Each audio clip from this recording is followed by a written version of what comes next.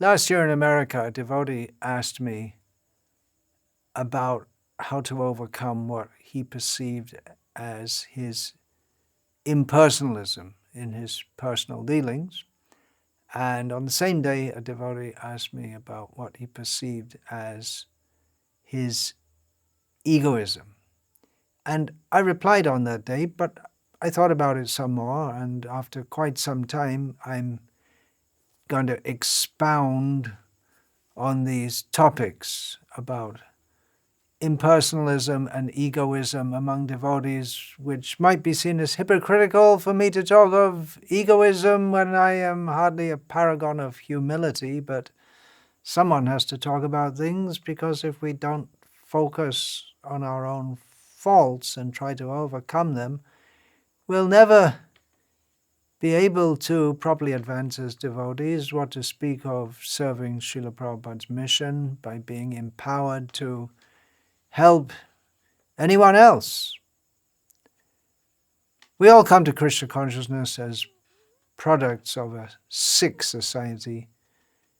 We have to be tolerant if devotees aren't all we hope them to be or expect them to be, because modern life, city life, tends to make people impersonal in their dealings, distrusting, self-centered. The main challenge seems to be just survival, and so that's impersonalism. And then egoism arises from trying to dominate others in case they dominate you. So when a devotee asked me about how he can overcome impersonalism in his own life, it wasn't so much philosophical impersonalism he was talking about, the idea of becoming one with God or any such bizarre idea, but he was referring to the tendency to not mix much with others, to remain aloof by his karmic background or his nature, somewhat of a loner,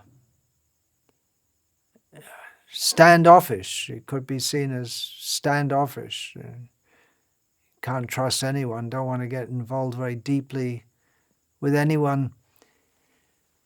An introverted nature is not conducive for advancement in Krishna consciousness, because devotees have to associate and they have to cultivate loving exchanges, as described by Srila Rupa Goswami. Dadati pratigrihnati guhyamakyati prichati bhunkte bhojayate chaiva shadvirha priti lakshanam. Giving things to devotees, receiving things from them, and very importantly, revealing our mind in confidence, guhyam, what's in our hearts, giving prasad to others, receiving from others. So this requires interaction, not introversion. I recommended to that devotee that he should make a conscious effort to serve devotees, serving them prasadam, taking up cooking service, cooking, trying to please them, interacting in kirtan. That means dancing with others, with eye contact, trying to encourage others to dance. I know some devotees, they just stand at the back of a kirtan. What do they call that? A wallflower. But get into the kirtan.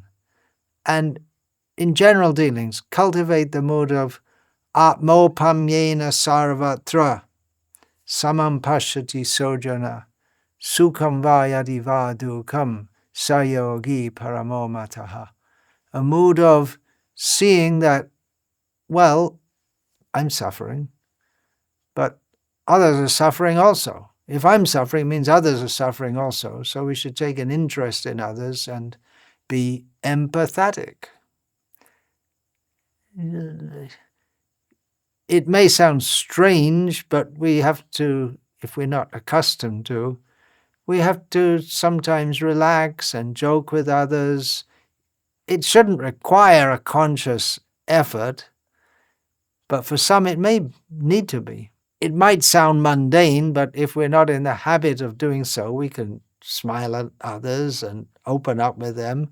Gravity, yes, that is required in devotional service. Gambhirata, being grave, but not to be a block of ice. Krishna consciousness means happiness, sharing happiness in Krishna consciousness with others. So it might be hard for those who are not accustomed, or those who just, maybe they feel such deep shyness that they just can't get into kirtan, they stand at the edge, but we may have to force ourselves. If we see that we have a problem, we have to force ourselves to try to overcome it by associating with devotees, dancing with devotees, in kirtan exchanging looks and smiles. If we live in a temple or we visit a temple but we don't speak to anyone, then we don't get the real benefit. We become isolated, and we may become discouraged and tend to imagine that devotees don't like us. So speak with devotees, ask questions, attentively listen to the answers, and try to cultivate a mood of affectionate reciprocation, because without devotee association, we have no spiritual strength, no spiritual life, hardly, no vitality. Yeah, on the same day, another devotee told me that he's brash and egoistic, and how to overcome it. Well, that you ask is a good sign. Often people who are really deeply very egoistic, they can't accept correction. They can't even admit there's something that they need to correct, which is another sign of their egoism. But this kind of egoistic dealing is a big problem, and it's a bigger problem because it's hard to change our conditioned nature. But that's what we're trying to do in Krishna consciousness. And we have to try, because practically the worst thing for anyone, if they're supposed to be advancing in spiritual life, is to think that they're already advanced, and to expect others to think that they're advanced. That's at the core of egoism, isn't it? To think that I'm advanced and others should recognize. That's materialistic consciousness. In material life, people crave fame and recognition, and they want to be noticed in some way by somebody, and they admire actors and musicians and sports heroes, and even sometimes devotees. It may be that they get it into their head that they want to be admired as kirtan leaders and big leaders, powerful lecturers and so forth. But remember, Madhavendra Puri, he ran away from fame. This is the devotional response to fame, to not want it. Of course, why do you take sannyas, you may say? Why have I taken sannyas? It's to put oneself in a position where others are supposed to look up to you. It may seem like some kind of egoism. Someone who doesn't want to be praised is fit to take the role of a sannyasi or a guru. At least that's one of his qualifications. It's a necessary use of yukta vairagya in Krishna consciousness, which was explained by Srila Bhaktisiddhanta Saraswati Thakur. But it's very dangerous. Egoism is antithetical to Krishna consciousness. By egoism, of course, I'm talking about this puffed up attitude, thinking, I am the greatest. I'm not talking about the Mayavadi idea that we should be completely free of any ego. Real ego means to know that I'm a servant of Krishna. But this kind of puffed up egoism, even many materialistic people, they dislike it. And they find it totally inappropriate in persons who are supposed to be spiritual and religious. If devotees are egoistic, then they can't properly associate with others. They can't have these loving exchanges because love and ego cannot coexist. There is an innate need in the soul for shelter, protection, and understanding. And that's there in material consciousness also. Love is not merely psychological, ultimately it's spiritual. But in material life, children expect shelter, protection, understanding. Children with proper parents get that from their parents, but as they grow, they begin to realize the limits of their parents' abilities to shelter them and protect them. Balasya neha sharanang pitaro nrshingha. So we should look for real love in Krishna. We look up to our parents for love, and then we may look for love in friendship, love in association with members of the opposite sex. But real love means to repose our love in Krishna and Krishna's devotees. Love and egoism are opposites. Egoism applied in Krishna's service can give big results as devotees strive to do something big for Krishna. Srila Prabhupada understood our conditioned nature, and he encouraged competition. And many big leaders in Srila Prabhupada's movement at least appeared to be egoistic, but it was well dovetailed by Srila Prabhupada in Krishna's service. This idea that, I want to do something big, I want to do something better than him. But this attitude, if it's not properly focused on Krishna or directed toward Krishna, it's going to be disruptive. And big leaders can do big harm. And while we're trying to distribute books and build temples and preach and do big things, we can do big harm if we have an overly egoistic or arrogant attitude, and we can drive others away also. The movement expanded tremendously when Srila Prabhupada was there to guide or channel that competitive nature of his big leaders. But after Srila Prabhupada physically departed from our presence, there was a period of further expansion, and then things began to contract. When one is very big, he can't cooperate with others properly. The idea of cooperation is do what I say.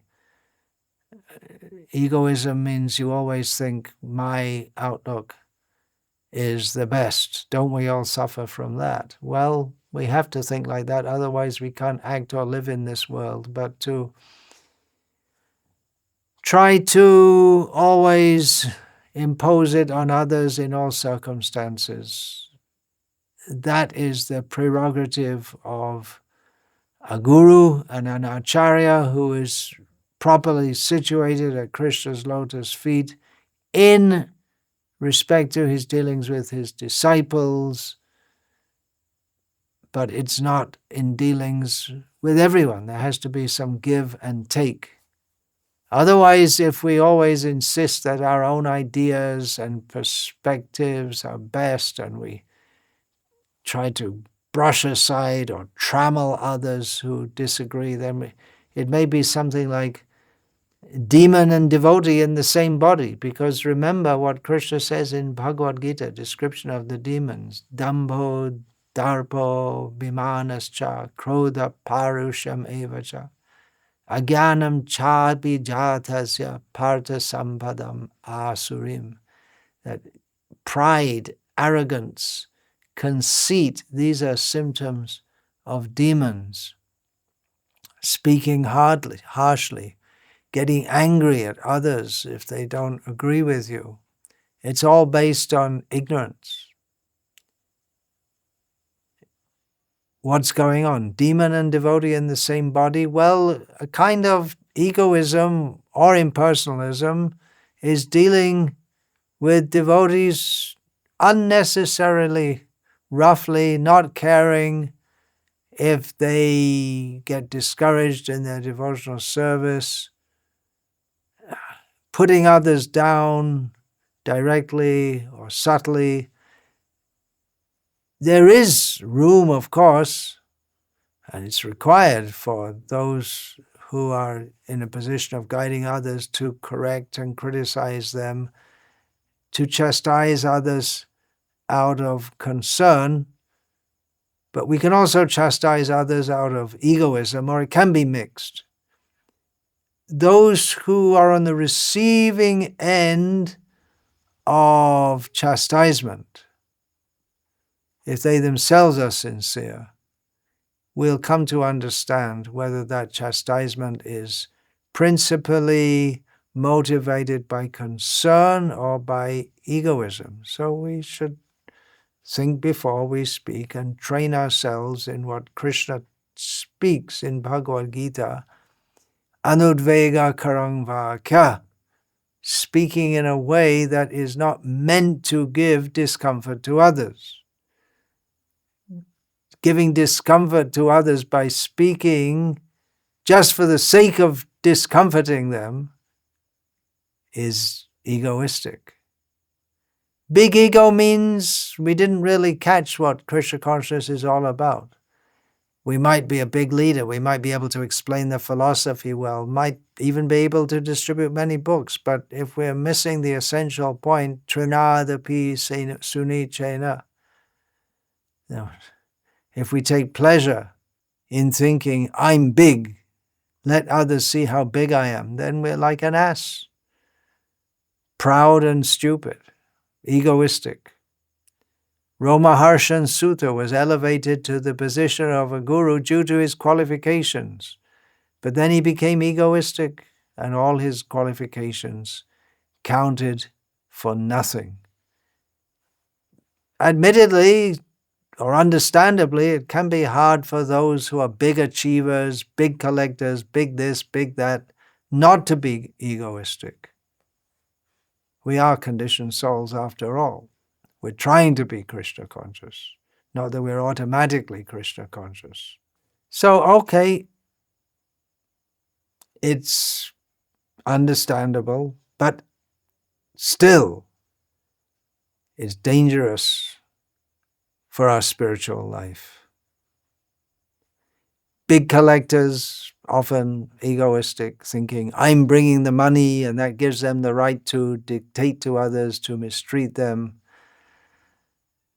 There are those who like to lead, they always have to lead the kirtan, even though their singing voice may not be very good, they may be tone deaf, others present can lead better. That's not necessarily from egoism. Well, it's enthusiasm, but yeah, it is a kind of egoism, because why not think, well, I'm not the best suited for this service.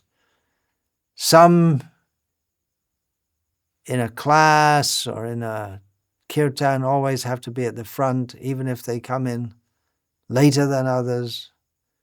Or someone has to be at the front. Those who are playing the instruments, those who come in at the beginning will generally be at the front. And it's of course, acceptable that leaders come to the front. That is kind of etiquette. Not that all leaders do so, but I have to usually, because if I don't, then others will want to put me at the front. But why do you have to come, if you come in after others, why do you always have to go to the front? Now everyone will be afraid to go to the front and they'll all want to stay at the back. Another kind of egoism, you could say, or desire to be considered big. You get some kind of thrill or kick from meeting big people inside or outside of ISKCON and make a big thing of it. Maya can take so many forms. There are some disciples who I consult on various issues, Shastric research, Sanskrit, management, how to deal with certain situations. They should be careful in case they think themselves more intelligent and learned, that their opinion is better and I must accept their advice. If I don't, then there's something wrong with me. It can be dangerous when the guru interacts intimately with the disciples. It can be dangerous for the disciple. So what's the solution to this egoism? Well, it's the same thing. Serve devotees, cultivate the Trinada peace, Unicca. We don't just chant it, but we actually have to cultivate it. Chanakya says that the beginning of knowledge is humility. Vidyadadati vinayam. That knowledge and humility cannot be separated, like sweetness cannot be separated from sugar. So we may have so much knowledge, but that's not counted as proper spiritual knowledge unless we're humble. For one who is dishonored, edit that. For one who is honored, dishonor is worse than death. But Krishna consciousness is not about being honored or dishonored. It's about becoming humble, serving Krishna. This honor-dishonor thing is mundane. For one who sees a divine reason behind dishonor, he can find it more blissful than being honored. As we see in the case of Shivananda Sen, when he was kicked, a great insult. He was kicked by Nityananda Prabhu, but he saw it as a great honor. Or we have the story of the Avanti Brahmana. These are not just stories for us to read, but to meditate upon and try to integrate in our consciousness, in our lives. Here's an interesting quote from a letter that Srila Prabhupada wrote in 1968. You ask about the desire for fame. Fame is a material desire, but to desire fame in Krishna consciousness is not bad. If you think that people may know me as a great devotee of Krishna, that they may acknowledge me as a nice devotee of Krishna, that is not at all bad. But even if one is highly elevated in Krishna consciousness, he should not think himself a great devotee. He should think himself always humbly. So balance that with all that's been said so far. We should think, if we want a great position, that there is no greater position to strive for and identify with than to become the servant of the servant of the servant, Gopi Bhartur Pada Kamalaya Dasu Dasa Anudasa, Chaitanya Mahaprabhu taught. So what we're looking at is a shift from arrogance to humility, from the exploitation spirit to this service spirit. from the spirit of selfishness and egoism, which results in cruelty, to compassion, from tending to see bad to tending to see good. So we've discussed introversion and egoism, which might seem to be opposites, but introversion can also be egoistic in another way. Sometimes introversion is equated with humility, but not necessarily. It can be just motivated by fear. Of the two, the introvert and the egoist is in a more dangerous position because he's at a higher risk of offending others. But anyway, we're all egoistic to some extent or other. That's why we're in the material world. But we shouldn't be discouraged. Krishna consciousness is purifying.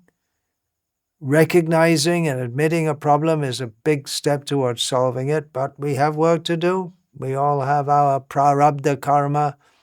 We all have our sanskars in our minds. It might be that by the very culture we're raised in, we tend to be withdrawn or brash. There are idiosyncrasies in various national karmas. For instance, Scandinavian, Swedish culture tends to make people somewhat impersonal compared to others. Or New York City culture, I mean, these are the stereotypes, but they're not totally without grounds. New York City culture tends to make people brash. Someone from New York City, what's that? He's probably the most famous name in the world at the present time, brash. Anyway,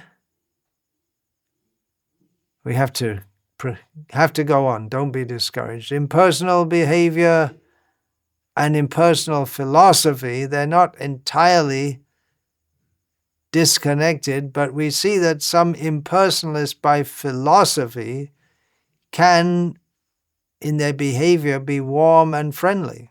And again, don't be discouraged. Those devotees who asked me on the same day, they were both dedicated book distributors doing this service for several years.